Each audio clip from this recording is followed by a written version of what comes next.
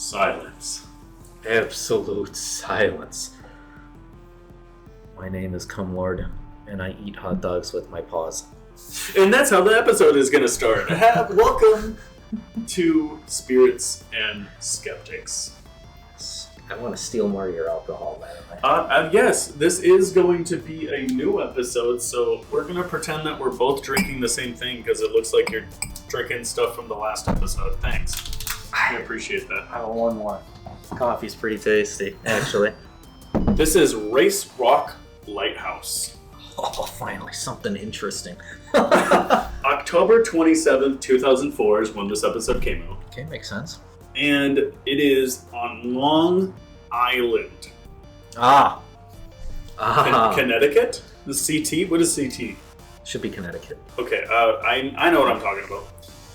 So, the drink that I have for our spirits today is a Long Island iced tea. I just add a little bit of a spritz to it, you know what I mean? a little spritz. Yeah.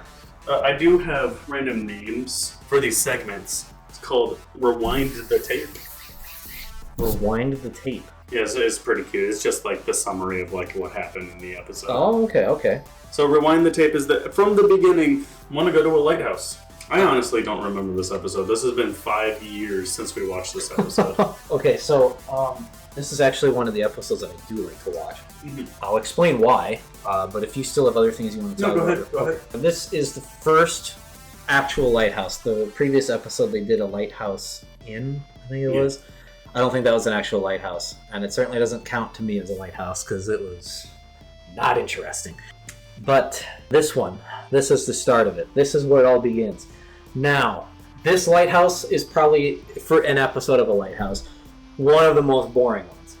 But it still, I think, sets the good foundation of what you can start to expect of it, especially if you've seen the later episodes, or let's say you watched it 15, 20 years ago on television and you saw the season 2 lighthouse. I can't wait for us to watch that one. When we see that, or if you've seen that already and you start to get excited for the word lighthouse in any Ghost Hunters episode, because you're destined for a good time. Almost. Okay.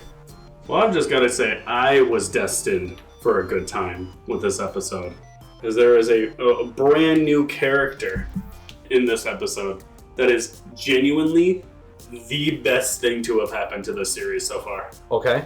Andy. Oh, this is when Andy comes in. I love Andy. Love him. Okay, I'm glad that Andy's I forget this. It's so soon. This is the first time. This is Interruption the episode. This really is Interruption the episode. What? The devil. Sorry about that. Anyway, Andy. Andy makes his appearance here today. Okay, so episode 4, season 1. Andy. Tell me what you like about Andy. He's so energetic. He's so ready for this investigation. He kind of has a kinship or a friendship with Brian. It seems to get Brian away from his annoying ways a little bit. Okay. And gets him to So you see Andy as kind of a mediator for Brian's insanity. I don't really know if he's a mediator. He just he got me so distracted away from what Brian was doing that I was just like, what's Andy doing? Okay. I love him. Okay. This is so interesting that you... You know what? It's even funny. Andy actually finds Brian to be pushy. Oh, yeah. Pushy and shovey. Same. So, yes. If you don't find him to be that, there's a problem. Anyway, so this guy, Andy, he's fun. I like Andy. Actually, Andy is probably my 3rd or 4th favorite member of TAPS. Mm-hmm. And that might not sound like a high position, but there are a lot of members of TAPS. So I really enjoy Andy's presence. He really adds something to the investigation. Yeah. And the part that I like most about him is that he's also like Jason, where he wants to figure out what the actual... Because he doesn't see it as paranormal immediately, most of the time. He's still young. He's still quite impressionable, and he wants to see scary things, of course. But he is like Jason most of the time, and he'll try to disprove it. He'll go through different scenarios of why something is the way that it is, or why... He's just really good at doing that too. Mm-hmm. I really appreciate his contribution with Jason and Grant in being able to do that. I really like him. I loved him throughout this episode, and he There's another person on YouTube that I watch named Andy that looks exactly like him. Okay. And I thought that was very funny. That's a doppelganger, huh? Okay. Doppelganger with the same name, too. Silly Billy. That's crazy. Someone's looking out there. So they start out this episode with the explanation of like where they're going, what's happening. Brian's explaining to the duo. Okay. As I like to call them. Yep. And I like that part. I thought it was very interesting, and I also thought it was very interesting that it looked like Jason just escaped from prison while this explanation was happening. Okay. Why is he wearing a bright orange jumpsuit? Fishing, maybe? Fishing? Yeah, this whole episode is fishing. It really was. Yeah, so this episode, they're going out on an island. They are. Middle of the rocks. Not near land. Well, other than the island, they're not near land. Mm-hmm. It's... You could barely even call it. It's actually just a mishmash of rocks together. That's really what this is. So it's pretty dangerous. Getting there. This is the first episode where they have to arrive by boat. They can't take a car to it. They're not driving through the ocean, whatever, the lake, whatever happens to be right there. So yeah, they had to go by boat, load up all their gear onto these boats, and the waves are choppy. It was bad. It was very bad. In fact, it's kind of foreshadowing what happens in the middle of the episode here. Oh, yeah. Anyway. So that's when we get introduced to Andy. Yep. And just a darling little boy. I love him. He is. So much. And then, okay, we're going to have to talk about this. Yeah. Heather. The pagan. Heather. Yeah. Is introduced. Heather, the pagan. Well, let me ask you first. How do you feel about it? Having a pagan on the show. I think pagans are interesting. I think pagan rituals and stuff like that is interesting to look into because I don't believe in any of that stuff. And I thought it was very interesting just having somebody there that their credentials is. It's like where Keith has to come in as a demonologist. Yeah. He has to have an extra layer. He can't just come in as Christian. Yeah. Exactly. So they bring in other religion. That's all it is. And I'm like, but what does she do? And I don't feel like she really does anything throughout the episode anyways. Mm-hmm. So I don't know, why is she there? So it's, if I were to try and interpret it, when I think about it, it's Heather, because this is season 1 of the show, and I don't really think that there's been other shows before this one that had really attempted this kind of formula before, where they're going to investigations in real time, trying to prove mostly to disprove a haunting. That's kind of the ultimate goal, of course. As a result of that, I think the TV network specifically wanted Jason to pull in other parts of TAPS that otherwise wouldn't have airtime to try to appease certain sections of the television audience. It was just like she immediately was like, well, I'm going to use dowsing rods. Yeah. And if you know anything about dowsing rods, you can manipulate them without ever looking like you're manipulating them. Okay. I just don't believe in it. It's hokey. All right. That's hokey. And old JonTron was better. The part that I like most when they actually do bring the dowsing rods out is Grant or Jason will say something like, okay, well, if you're going to go for the dowsing rods, can we bring up our EMF radar to see if it corroborates what you're experiencing with your dowsing rods? Because if it supposedly is manipulated by the electromagnetic field or energy around the area, then our EMF should be able to pick up on it too. Yeah. Simply put. And that's what they do. Every time she brings the dowsing rods around, either in the background or right next to them, you got the guy with the EMF on him as well. No, I like that part a lot because I was like, don't bring these damn sticks into here. Yeah, I'm not much into that kind of thing myself.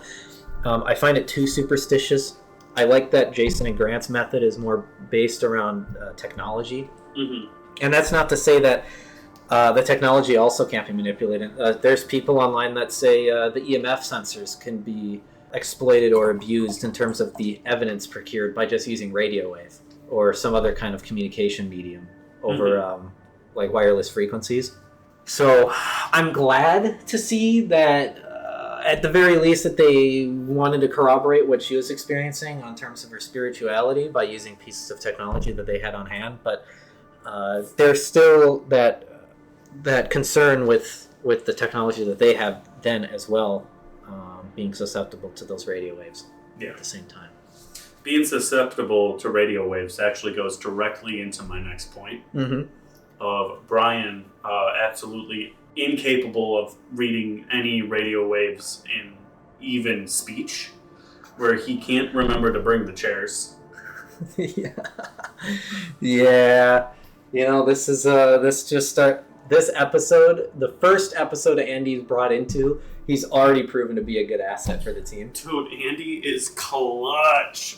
He's my favorite guy.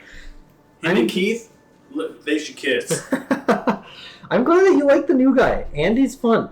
The sad part is you're not going to see him for very long. Not in this. I know. So, you told me before. Yeah. But he basically goes into international. He goes into Ghost Hunters International. And let me just tell you right now, that's the show we're watching from now on. Okay. We're not watching this show anymore if Andy isn't in it. So I'm actually glad you mentioned this. But if we're going to be serious about doing the Ghost Hunters thing, I am going to be getting the Ghost Hunters International DVDs this year. Yeah, that's my absolutely. aim. I think eventually we will branch out into other things. I do think Ghost Hunters International, and then other Ghost Hunters shows and stuff. And I have some shows that I really like that are Ghost Hunters-esque that I would like to show you. Okay. So I think this will be fun. Yeah, we'll definitely see more of that in the future. There's also the Ghost Hunters Academy. That one's quite rare though. So Ghost Hunters Academy.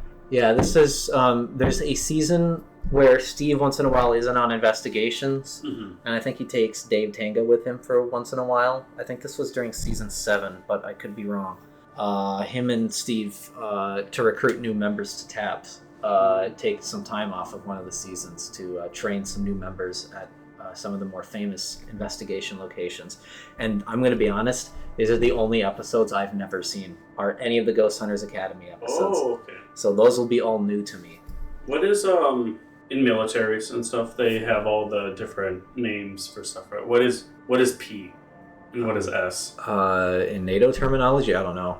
P and S? Yeah. I don't I was just going to say, because every time you say Tango, I think Tango Alpha, whatever P would be, and then S. Yeah. I don't know what P and S are. Papa is P. Papa, yeah. Papa? And S is Sierra.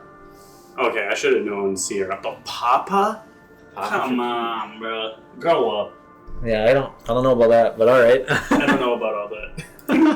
All right. So, anyway. Tango, Alpha, Papa, Sierra, TAPS.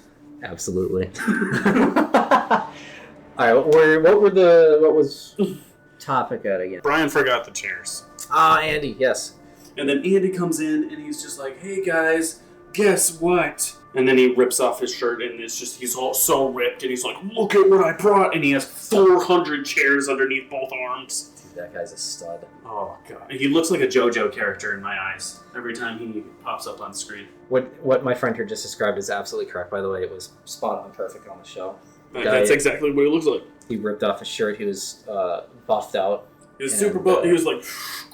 He managed to hold that many chairs. Oh yeah. It was 400 chairs underneath, and then his stand behind him was also just... He was made out of chairs. But Jason was so angry about the chairs, and then moved on very quickly. But he was just like, "Brian, I could have thrown you into the ocean, Brian." Yes. If I remember correctly, Andy said he checked for the chairs because his butt is soft or something like that. Like it's. Well, that's what happens when you're so ripped. Yeah. You're so strong and beautiful. Oh God. Oh, and so the next thing I wrote is Andy is a better person than Brian, and he's funny. The I'm on a boat. I'm on a boat. I'm on a boat. They go throw all of their camera equipment, all of their equipment onto the boat, and I was like, man, this is gonna be scary. Yeah. To Jason. It's very expensive for him. All these pieces of electronics now suddenly just on this boat. Mm-hmm. Choppy waves. Everything's rocking. Especially if those... I don't really know if this is a thing in 2004, 5, whatever, but stabilizers on those cameras, especially if they have to be manually adjusted once in a while, like that boat can...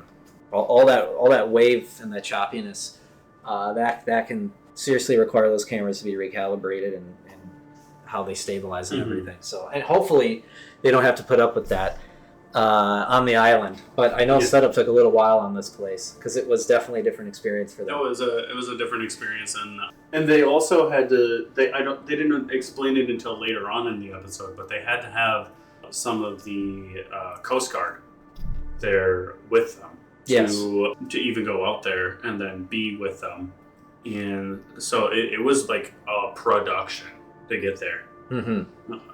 Found that interesting. The first piece of real production from TAPS, actually called in by the military.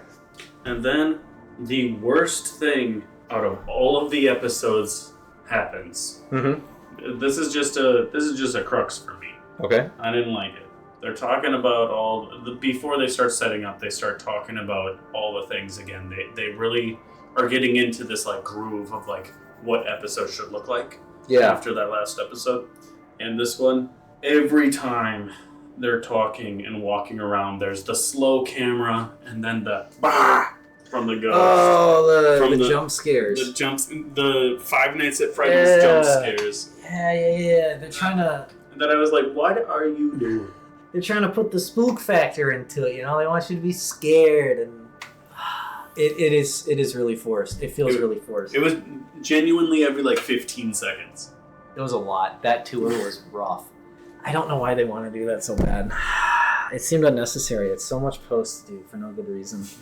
I actually really like the music in this one. I don't know if you noticed the music change. The first 3 episodes are kind of a blur for me, so no, I didn't really. The music genuinely felt like creepy, and like they were really trying to set up a vibe for this place. I'm glad you felt that. And I really liked it. I loved it. I was so happy that they started to like really take pride in this. It felt like, and they were really stepping into the like, this is a creepy place. I loved it. Yep. I 100% agree. The music, I like the music in the show. Fans of the show on Jason's channel on YouTube say they hated the music and they're glad that he doesn't put music over his investigations that he puts on the internet now. And I'm sad about that because just like you, I thought the music added an atmosphere. It's like playing imagine playing Luigi's Mansion in 2001 and you didn't have that boom, boom, boom, you know, walking through the hallways and everything. You're missing something. Something's not there. Without that, it's not quintessentially the experience that you need to have. And I think the music sets a good atmosphere. Now, there are points that I will contest where maybe they play the music a little too loudly, and then they'll say something like, "Did you hear that?" And it's like, I heard the music, bro. Yeah. When it gets into not being able to hear things, or not, I find that silly when the music is so loud you can't hear it. And actually, one of the YouTubers that I like watching their things, they actually cut out the sound and then they show the post-production like louder. Yeah. Right before, and then they go, "Did you hear that?" So I like that. I like that editing. Yeah, and I think that speaks more to that it's down to the editor and not to actually having the music in it. Yeah. So I respectfully disagree with a lot of Jason's modern viewers that the music is a bad thing. I think the music's a good thing. It adds what needs to be added to the show, and it adds a character to it. And without it, I'm not saying that his YouTube channel is bad. I enjoy watching his content on there too. It's just, it doesn't have the character that I want with it. It's missing something. And it's the music. You know what else they were missing? What's that? A fucking toilet. On the island? Yeah, it was a ghost toilet. So Andy walks into this place and there's like a hole where the toilet should be. And he goes like this and does this. And I'm like, ghost toilet! Ghost toilet. I remember you saying that now. Yeah, they didn't really have a good bathroom in that place set up. Because nobody stays out there anymore. No. So they It's only... a ghost toilet. Oh man, I do feel bad for them though that night. That was rough. So there was a lot going on when we were watching the episode, but do you remember a lot of the investigation? And would you like to go through? The investigation part I don't really remember, because the part that I like watching this episode for is when they reveal the evidence. Because I think that this is the first episode that they actually had evidence that I would say was pretty substantial. Mm-hmm. A substantial, even as a skeptic, I think it was very, I don't want to just say interesting again. It generally it leads you to question things. Okay. I was going to say this episode felt very fast-paced. Okay. But it was just because there was so much going on at the beginning. Mm-hmm. It wasn't really fast-paced because it took them maybe 10 minutes into the episodes to actually get to the island. Yeah. It was just so much stuff happening. And I actually really liked it. Yeah. It felt like they were really getting their stride into what they wanted the show to be. Yeah, like they had a theme, some structure to it. Yeah. I would agree with that. It's just, I think for me, because again, I love the Lighthouse episodes. They're one of my favorites. I would honestly just make a DVD with all the Lighthouse episodes. Yeah. Just because they're all of them, I think at least all of them. Maybe there's one that's kind of, but for the most part, the Lighthouse episodes are really interesting because there's always something happening in them that just keeps me enthralled with the show itself. You know what kept me enthralled about this episode? What was that? When Brian was unwiring his wire, and he was just like, "Who did this? Who wired it like this? This is fucking retarded." Oh yeah, he actually says they didn't have to bleep it out or anything. No, that was messed up. Why did they say that? It's 2004. It's all different time. They're terrible. They're terrible people. Yeah. Cancel them. Cancel the show. Cancel them. 21 years later, cancel it. That was, when you mentioned that, I haven't even, because I don't watch modern television. So things like that just don't really snap with me when something is said. I mean, they'll obviously bleep the F word. That's expected. But the word, I don't watch enough modern television to notice, because usually they just avoid the word altogether. By the way, just because you said that, I'm going to bleep it when you say it. Oh, good. Only when you say it, though. Good. Excellent. That's how it should be. But yes, Brian, he's like, he's retarded. And he said it in the smallest... Oh, he said it so goofy. He said it in his goofy accent. And I was just like, man, I like you a little bit more. Until you forget more chairs. Yeah, exactly. Oh, man. I want to go back real quick to your question of, do you remember anything in this investigation? Because... So there was actually a lot going on during the investigation. Yeah. You were making food. Yes. Okay, I'm not gonna go into all that. There was just a lot going on. There's I was talking to somebody during this episode, and so I feel bad because you were super excited for this episode, and there are just things going on at the same time. Yeah. So that's why I'm asking you what was going on during the actual investigation, because I started getting very angry when I watched the show again. Yeah. And Jason was fishing. Because I was just doubling down on my Jason is not paying attention to the thing. Yeah. Oh, so go ahead. This investigation was, I think for a lighthouse investigation, this was the weakest part of the investigation part, was the weakest, I think, of all the lighthouses. And the reason that Jason is fishing is because before they started the investigation, Jason made a bet with Brian and I think one other, maybe it was Andy, I can't remember who was next to him. But I bet it was Andy because Andy is the best person. True. Right now on the show, I would say Andy is the best person. But that aside, Jason makes a bet and he says, I bet you can't catch a ghost before I can catch a fish. Simply, that's what he says. So that's why during the episode, he's off fishing. And part of the reason that they split the team the way that they do is, now I would agree with you that maybe Jason should be seen investigating a bit more. He's the group leader. He needs to keep things in order. At least him and Grant both are considered the team lead. But the main point is Jason's out fishing, and it's up to Brian and the rest of the team to do the investigation because the location is so small. They don't want to taint evidence by having too many teams trying to investigate at the same time. Yeah. So it makes it really difficult for a team like theirs to be able to do that.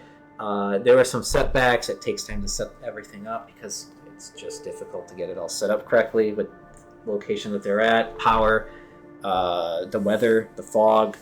Things were confusing for Brian to get set up. There's just so much that went into this investigation, while at the same time there's so little substance to it. Yeah. One thing I did notice throughout this is, well, like I was saying earlier, Andy really made Brian tolerable through this episode, because Andy was like, when Brian would try to take the lead, Andy would be like, we don't need to all freaking do that. Yeah. And then he'd make 40 jokes. And I was just like, yes, Andy, yes! Yeah. Andy's a good diffuser. I love him. Andy's really good at defusing. There's someone on the show, well, not on the show yet, but will be, Dustin. Mm-hmm. I think you'll really like Dustin, too. Sad news, though. Dustin will go to Ghost Hunters International. Good news, he'll come back. Why is it all the good people go? Well, the international too. Like what's over there? What's over there that needs to be said? You're gonna like them. That's all I gotta say. Nothing's as cool as right here in the U.S. of A. Yes, but one more thing. This investigation, the actual investigation part of this lighthouse, why is it weak? Because nothing substantial ends up actually happening. All of what they get is in the evidence. Yeah, I did notice that that it felt like there wasn't a lot going on. They were kind of tooling around and like not getting evidence on site. Yeah. But afterwards, they had a lot to say. It was... I kind of want to say this for the end of it, but I do want to say it now because I think it fits very well. This is one of those episodes where I do recommend it, that you watch it. Why do I recommend it? If the investigation is boring. Because the evidence is interesting, and when you watch a future Lighthouse this is the most critical part. When you see Season 2's episode at the Lighthouse, you'll realize just how interesting the Lighthouse is. Because I might actually show you some of the clips of this later. I don't want to show you the whole episode, but I think I need to give you a taste, at the very least, so that you understand what I'm saying when I have serious excitement for lighthouses, because future Lighthouse episodes are going to be like the one I'm going to show you a clip of later. They are... It's almost like watching yourself play a video game. Yeah. You are watching in real time, it feels like, a couple of people gallivanting in a spiral staircase in a lighthouse, and stuff, they are watching things above them that you can see on the production camera. Oh, wow. So you're not just there, and it's like Brian in that hallway in the last episode where he's like, I see a shadow back there, and then we just see the render distance too low. This isn't that situation. He's playing 2012 Minecraft on fog all the way to the closest setting. Yeah, he's got the hacked version at school computer, on the school computer. He keeps pressing the F key to try to reset the frames. But it's so hard to put into words other than just future episodes at lighthouses will have so much happening at them. That you yourself will get to... Because not only do you get to see it on the production cameras in future Lighthouse episodes, where Jason and Grant, for example, will point up at something and say, like, you can watch their arms following this thing, and then the actual camera guy, you can tell that he kind of looks up because the camera bounces a little bit, like his body's moving to look up, and then he'll see it too, and then his camera whips over, and then you'll see like a black mass kind of dart past a light coming through a window or something. Like, that's really cool. But not only do you see it on video, you get to hear it at the same time too. So you won't actually hear the sounds of it footsteps, but you'll hear like someone talking at the top when Jason and Grant say, did you, like, they'll just...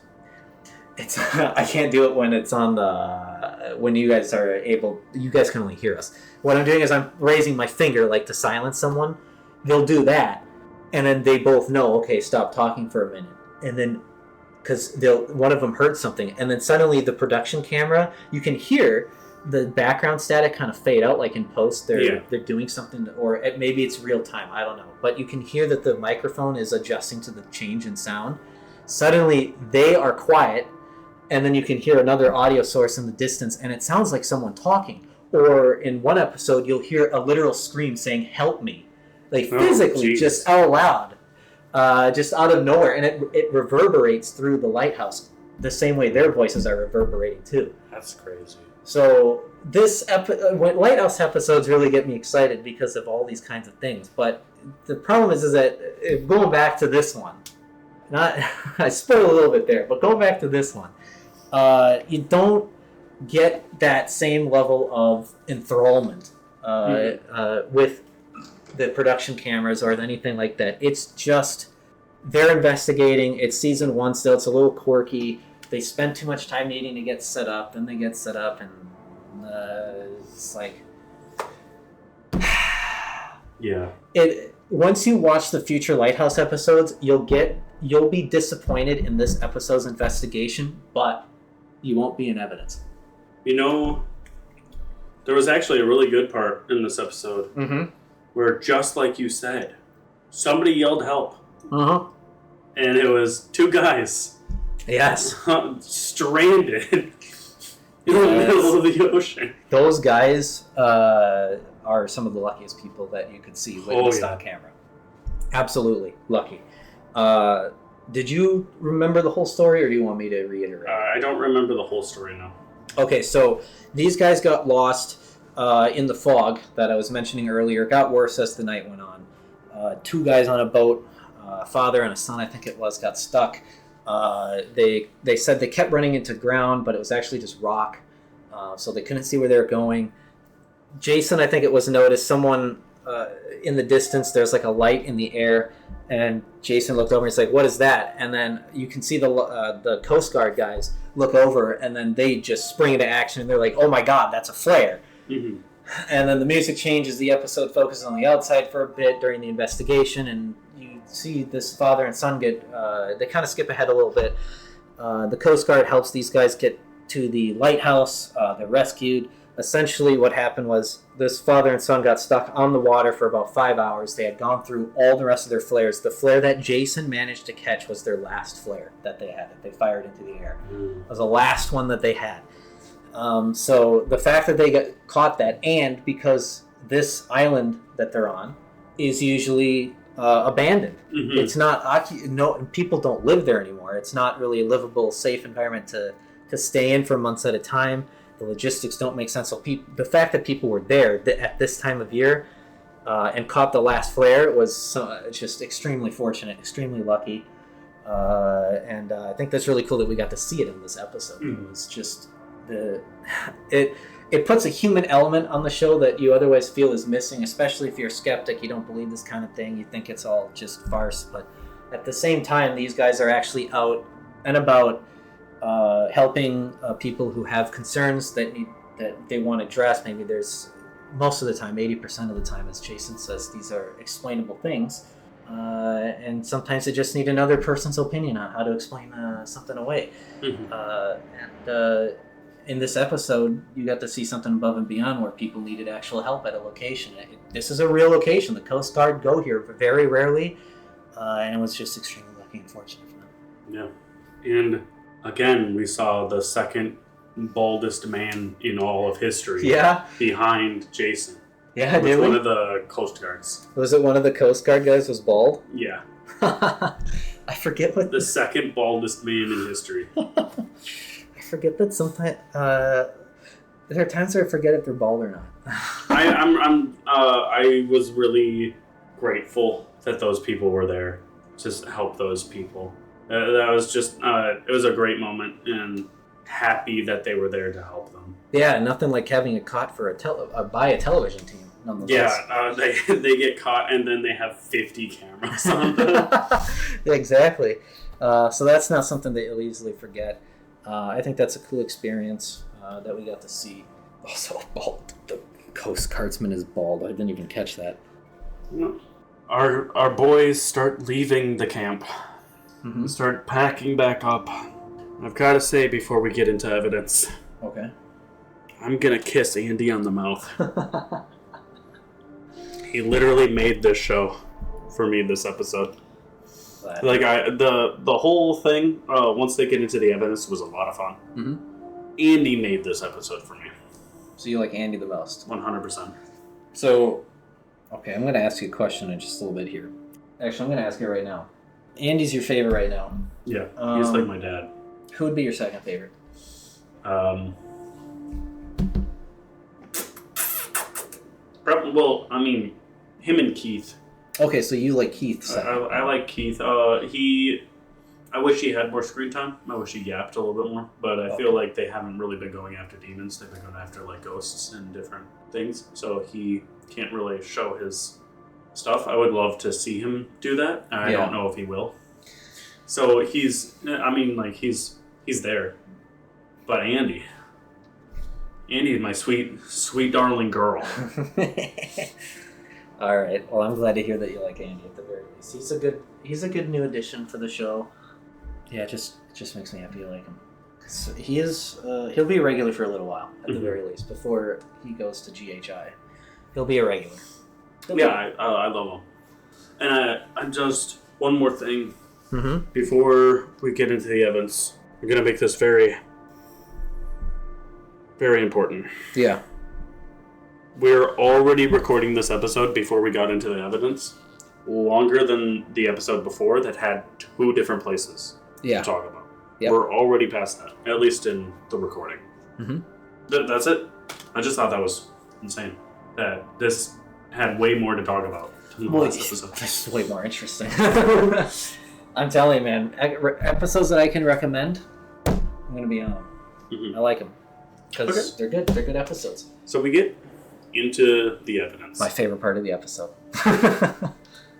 Did you see that motherfucking orb? Dude. They were gorbing. Gorbs are my favorite piece of evidence, by the way. My favorite piece to shit on. No, okay. Once again, the team, Brian Arnois was it most of this time? It was Brian and Andy going through the evidence. No, Steve. If I'm remembering, I don't think Steve was there. I know Andy was with Brian this time. I don't think Steve was there. Yeah.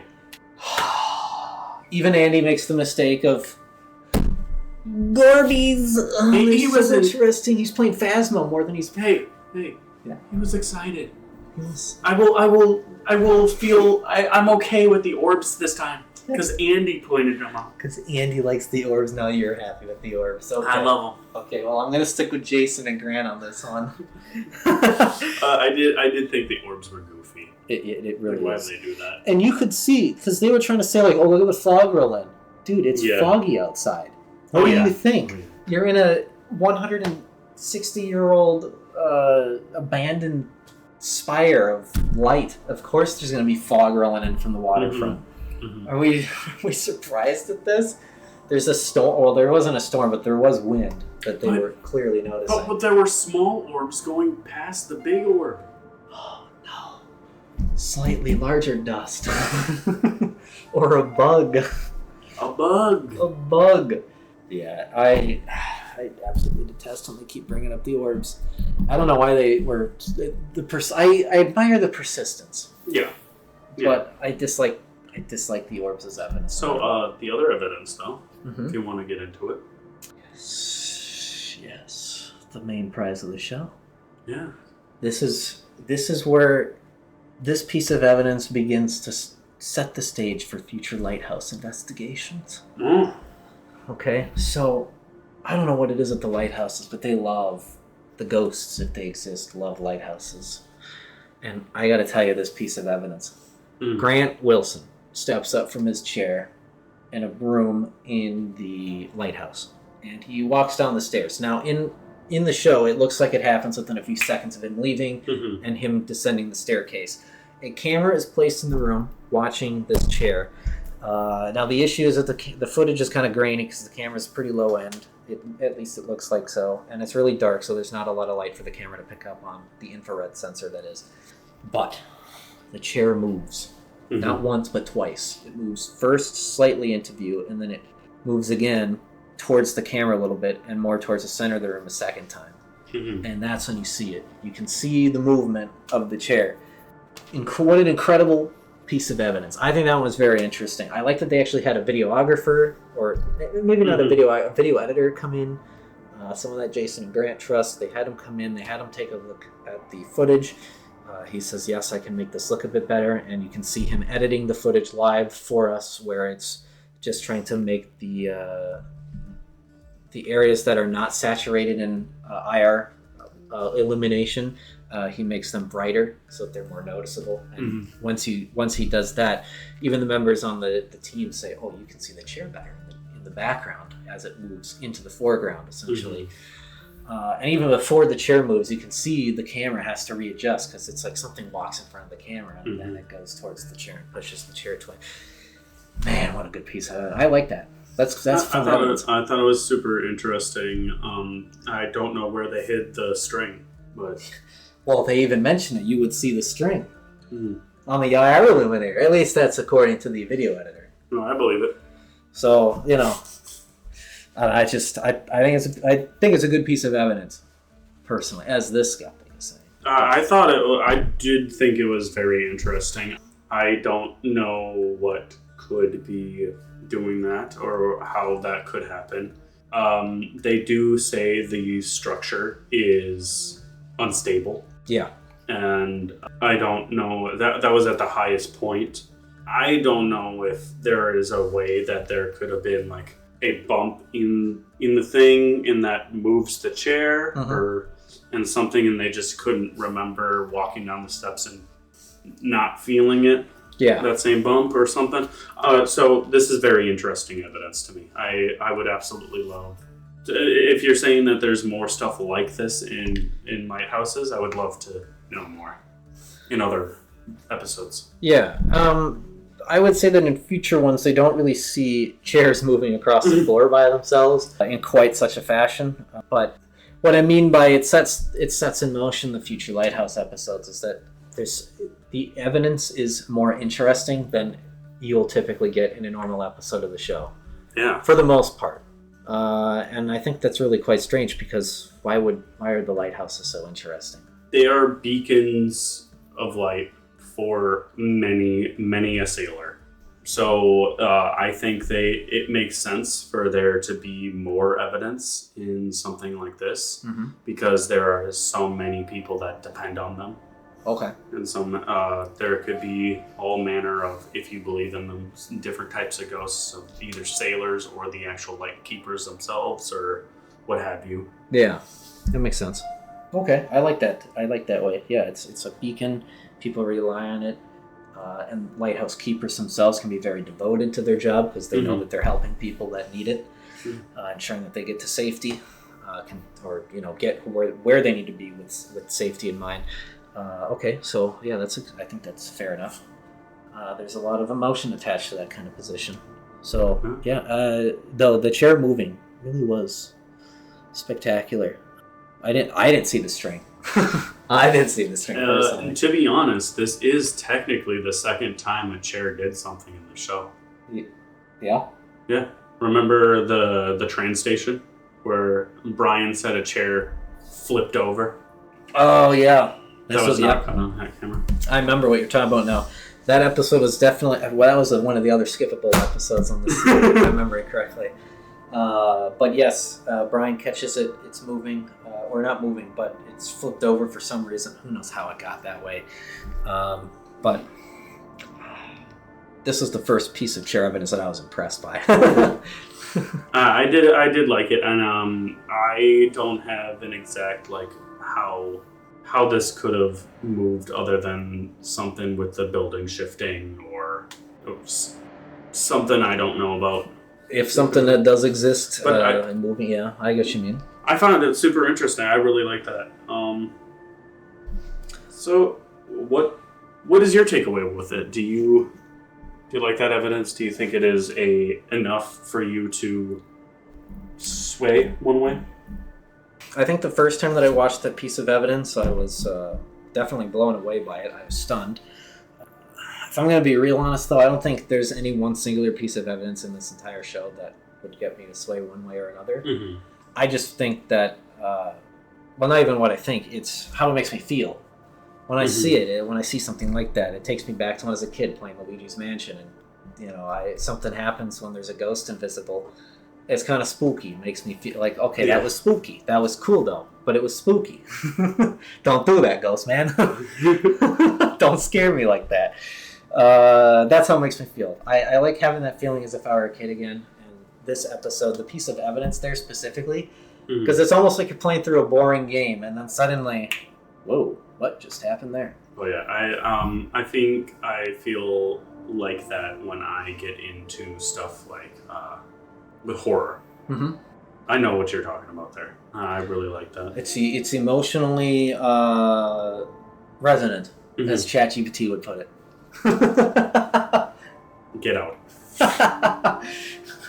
The ghost that moved that chair was actually AI. It was an AI ghost. Okay, fair enough. Ghost, Yeah, that's fair enough. What else you got, though? There was a trace of an EMF reading from Andy. Oh, during the investigation. They were following it when it was moving, if I recall. Yeah. Yeah. When I come across that every time I rewatch this episode, it's the first thought that always comes to my head is, but what about that radio frequency that people say online, where if someone's radioing in, is perhaps the frequency. It seems odd to me though, and I don't think radio frequency exactly works that way, and it doesn't move that slowly. That to me just kind of leaves me feeling like, is there something we don't understand about what this device is measuring quite so much? Yeah. And maybe it's not paranormal, maybe it's just something we don't understand. In the last episode, I just want to say it felt like, just because of the fishing and stuff, Jason was kind of disconnected from this episode as well. He was. I would agree. And so in the last episode, with him kind of drinking coffee and feeling weird and going, there's definitely a ghost here because I felt silly while I drank my coffee. Yeah. To this one arguing with Andy and them over there is no such thing as a ghost because I was fishing. Yeah. I'm like, you're losing me, Jason. Yeah, Jason, for a few episodes here, I don't know what Jason was doing. Maybe he had a lot on his mind or something and just wasn't able to fully involve himself as much as he wanted to be. He'll come back to it, though. He'll come back to it. But yeah, I know what you're talking about. These few episodes, he seems to be a little bit more disconnected than he should be, especially as the lead. So it gets annoying to follow sometimes. And then the people at the end, while they show the evidence and everything, I thought that was fun seeing the people that work with this lighthouse and everything, going back and forth, seeing the evidence and doing that. They felt like very excited about this episode, and I thought that was a lot of fun. They definitely aren't going to be spending the night there if they don't have to. I would. I'd spend there every night. Yeah, all right, fair enough. I'd be best friends with the chair ghost. I would go to sit down and the chair would be pulled out from underneath me and I'd be like, "Oh, you." No, you. All right. Alrighty, and with that, that's, I believe, the end of the episode for me, unless you have some, Oh, do I have something to say? All right. Okay, go ahead. This is, though, short. Get ready for the next episode. I'm serious. Okay. The episode 5, season 1, episode 5, is probably season 1's most important episode that you can watch. This upcoming episode, compared to this one, I would still say this season 1, episode 4, watch. This is not like the episode 3 last episode where it's skip. This is a watch. This is a pretty good one. I think it sets the tone for lighthouses. It seems a little boring during the investigation, but the actual evidence just kind of leaves you with that feeling of, okay, this is kind of spooky and cool and weird, even if it is faked or not. Who knows? The point is, it's cool. It looks interesting. It's kind of spooky. It leaves you with that spooky factor. This next one, though, oh boy. Season 1, episode 5. I'm very excited for you to get to see this one with me. I'm very excited to have someone else to watch this episode with, because the evidence is phenomenal. I think this one is still, I'm sure, a piece of debated evidence that TAPS has captured even 20 years later, because it's just so substantial. But that's really all I got to say on that. So yeah, I think that's about it. I have some ideas for what we can do next time. Okay. But I'm excited. Yeah, I'm really excited for well, first off, just to get to show you the clip of what the lighthouses are going to offer in coming seasons, but importantly, just in terms of the chronology of this podcast is. I can't wait to watch episode 5 with you on this first season. Yeah. Most phenomenal episode of the season here. I'm super excited. If you're watching on YouTube, give us a like, give us a subscribble. And if you're watching and listening on Spotify, give us a rating, follow us, and give us a little kiss. Thank you, everyone. Thank you. Bye.